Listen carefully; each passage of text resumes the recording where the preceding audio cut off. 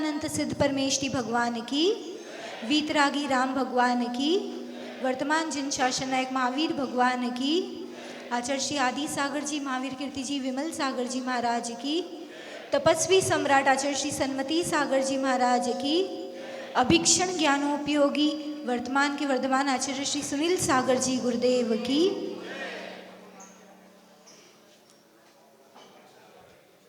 सागर किनारे इस सुंदर से छोटे गांव घोगा में हम सभी इकट्ठा हुए हैं, उपस्थित हुए हैं। अलग अलग है लेकिन एक ही है, गुरु चरणों में विराजमान है, अपन सभी उपस्थित है, गुरु विराजमान है। क्या डिफरेंस है कि वो ऊपर है, अपन नीचे है। Why is he there and we are here? What's the difference? तो धर्म सर्वधर्म सभा, धर्म की बात तो गुरुदेव आपको बताएंगे। हम आपको गुरुदेव के लिए कुछ बताते हैं। सामने आपके इतने सारे दिगंबर संत बैठे हैं। संत क्यों कह रहे, साधु क्यों कह रहे? हम उनको साधु कहते हैं, मुनि कहते हैं। स्वयं को साधते हैं इसलिए साधु कहते हैं, मौन रहते हैं इसलिए मौनी कहते हैं। गुरुदेव ऐसे लग रहा होगा पीछी और कमंडल ही तो है। एक ये दिख रहा है ना, ये मोर पंख की, ये पीछी बोलते हैं इसको। एक पीछी और एक जल का स्तोत्र जिससे शुद्धि हाथ मुंह धोने हो, इसलिए उस कमंडल को रखते हैं। तो दो ही उपकरण है, दो ही चीज़ें हैं और कुछ साथ में पास में है नहीं। अपन उनकी बात को क्यों सुने? तो जितना दिख रहा है ये उससे भी बहुत बड़ा व्यक्तित्व है, बहुत बड़ी साधना के धनी है। कहते हैं भगवान महावीर जब अवतरित हुए थे, जब वीतरागी राम प्रभु धरती पे आए थे तो मर्यादा का उपदेश देके गए थे। भगवान महावीर जब आए थे तब अहिंसा, सदाचार, शाकाहार का एक लहर, एक नई जीने की उमंग लोगों को दी थी। और उसी चीज़ को कैरी फॉरवर्ड करते हुए, उसी परंपरा को कैरी फॉरवर्ड करते हुए आचार्य श्री आदि सागर जी हुए। गुरुदेव के जो दादा गुरु के भी दादा गुरु थे। 7 दिन उपवास करना, एक ही दिन भोजन करना 7 दिन में, और वो भी केवल एक ही वस्तु। शहरों में नहीं जाते थे, गुफाओं में, पहाड़ों में रहते थे। अब ऐसे लगेगा बस क्या करना है, खाना और ध्यान ही तो करना है, और खा भी नहीं रहे तो ध्यान ही तो करना है, क्या फर्क पड़ रहा है। लेकिन केवल इतना सा व्यक्तित्व वो नहीं था। चाहे आप न्याय के लॉ के शास्त्रों को ले लो, चाहे मैथमेटिकली ले लो, चाहे साइंटिफिकली ले लो, उन्होंने सारे शास्त्रों को समझा था और उसे जन जनों में समझाया था। उन्हीं के शिष्य बने थे आचार्य श्री महावीर कीर्ति जी, उनके पद पर विराजमान हुए थे। ये कम से कम अब 80 इयर्स पुरानी बात ले लो, तब आचार्य महावीर कीर्ति जी महाराज जी हुए। उनको 18 लैंग्वेजेस का नॉलेज था। आज भी कितना भी कोई एडुकेटेड हो, 10-12 लैंग्वेजेस से ज़्यादा उसको नहीं आ पाएगी, वो भी अगर स्पेशली वो कोई कोर्स करे तो।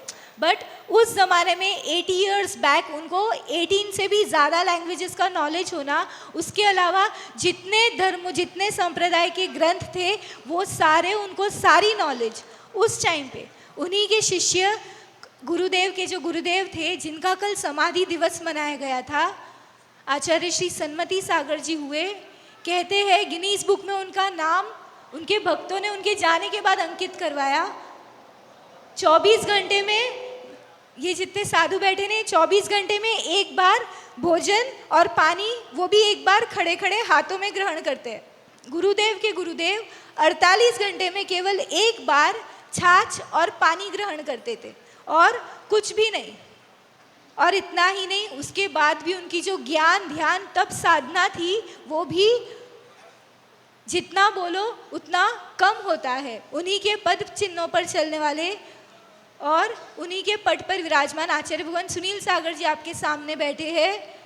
जो एक प्राकृतिक लैंग्वेज होती है, प्राकृत लैंग्वेज, जो सबसे फर्स्ट लैंग्वेज थी नेचुरल लैंग्वेज थी जिससे सारी लैंग्वेजेस का प्रवाह हुआ है, चाहे बंगाली ले लो, चाहे तमिल ले लो, चाहे गुजराती ले लो, चाहे मारवाड़ी ले लो, कोई भी सिंधी लैंग्वेज, सारी लैंग्वेजेस जिससे निकली है उस लैंग्वेज का कंप्लीट नॉलेज होना। और जब वो प्राकृत भाषा लुप्त हो रही थी, उसे ढका जा रहा था, तब आचार्य भगवान ने वो पहल की। स्वयं को तो उन्होंने सीखी, अभ्यास किया, अनेकों ग्रंथों की रचना की उस भाषा में, और साथ ही उसके लिए इतना कंटिन्यूअस एफर्ट्स डालते गए, मोदी जी तक बातें पहुंचाते गए कि मोदी जी ने भी उसको इंडियन क्लासिकल लैंग्वेज की श्रेणी में दर्ज किया, और आज हर यूनिवर्सिटी में उसके लिए एक अलग विभाग का निर्माण किया गया।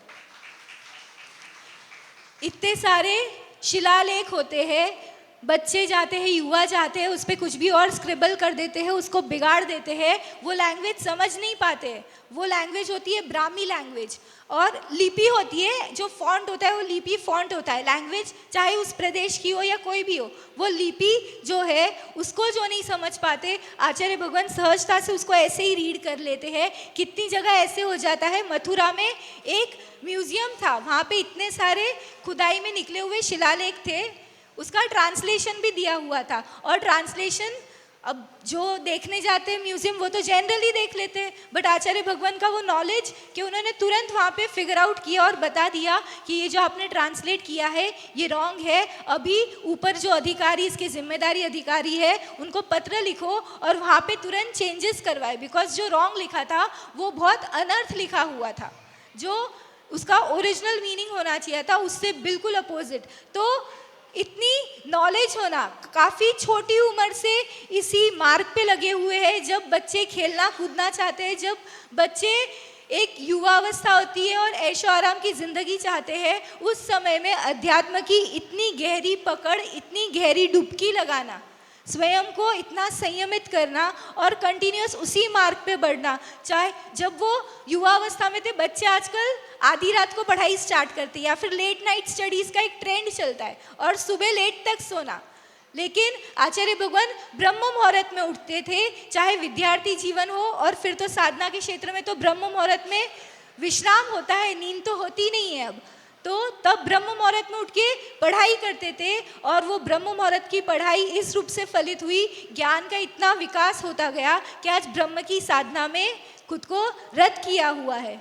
ऐसा नहीं है कि केवल धर्मोपदेश देते हैं, सांसारिक जीवन के भी कोई, जिसके जो भी आजकल सब होता है ना, ओवर थिंकिंग हो गया, स्ट्रेस हो गया, लोग मोटिवेशनल स्पीकर्स को सुनते हैं, वही मोटिवेशनल स्पीकर्स बाद में बैक स्टेज से जब निकलते हैं तो आचार्य भगवान के चरणों में आते हैं कि गुरुदेव हमको थोड़े सूत्र दे दो, हमारे लाइफ में भी बहुत मेस क्रिएटेड है, हमारी लाइफ में भी बहुत प्रॉब्लम्स है। जो ऑन स्टेज लाखों करोड़ों चार्ज करके हज़ारों की तादाद में पब्लिक को उपदेश देने खड़े हो रहे हैं, वो खुद अपने जीवन में इतने त्रस्त है, दुखित है, वो ही गुरु चरणों में सूत्र लेने आते हैं, अपने जीवन में शांति खोजने आते हैं।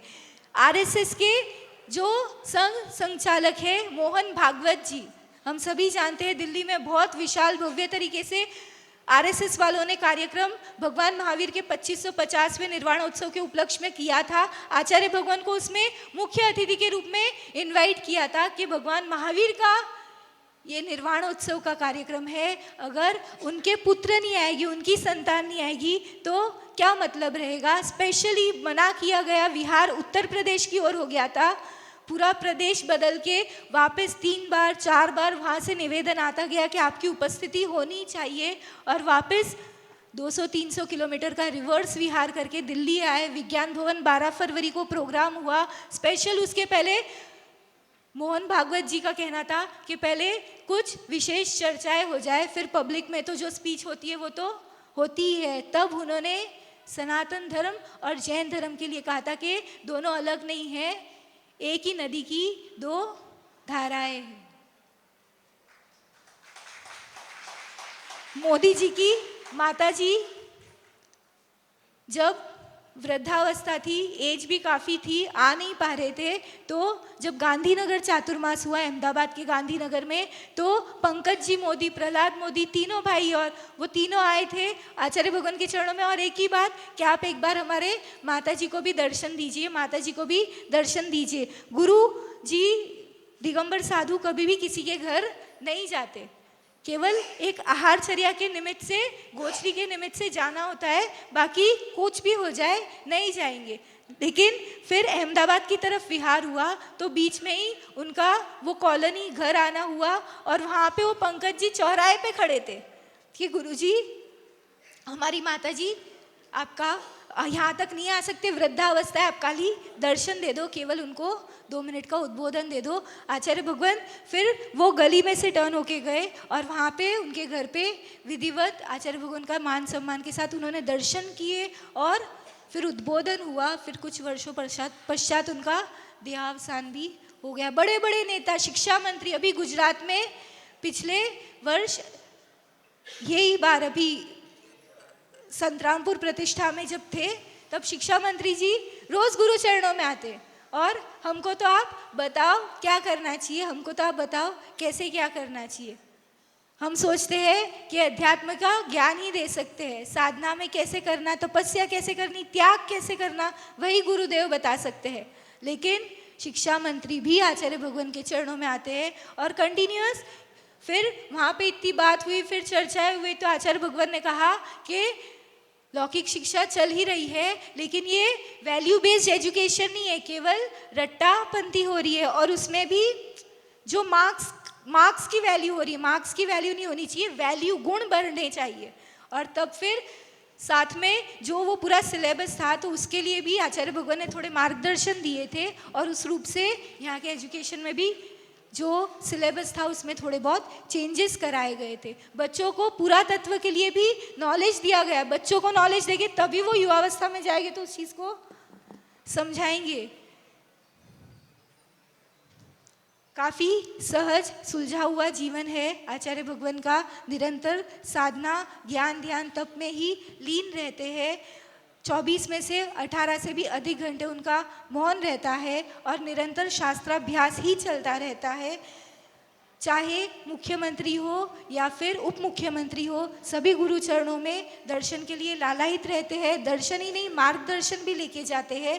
क्रिकेटर हो, नेता हो, अभिनेता हो, सभी गुरु चरणों में निरंतर आते रहते हैं ऐसे। और साथ ही इतने शिष्यों का शिक्षा, दीक्षा, अनुग्रह तो कर ही रहे हैं। तो इस विशाल ज्ञान के सागर के समक्ष अपन सभी विराजमान है। हम सभी गुरु चरणों में प्रार्थना करेंगे कि हमारे योग्य, हमारे अनुरूप हमको भी कुछ ज्ञान की बातें बताए, हमारे ज्ञान को जो हमारे जीवन को जीने में सहयोगी बने। नमोस्तु भगवान, नमोस्तु भगवान, नमोस्तु।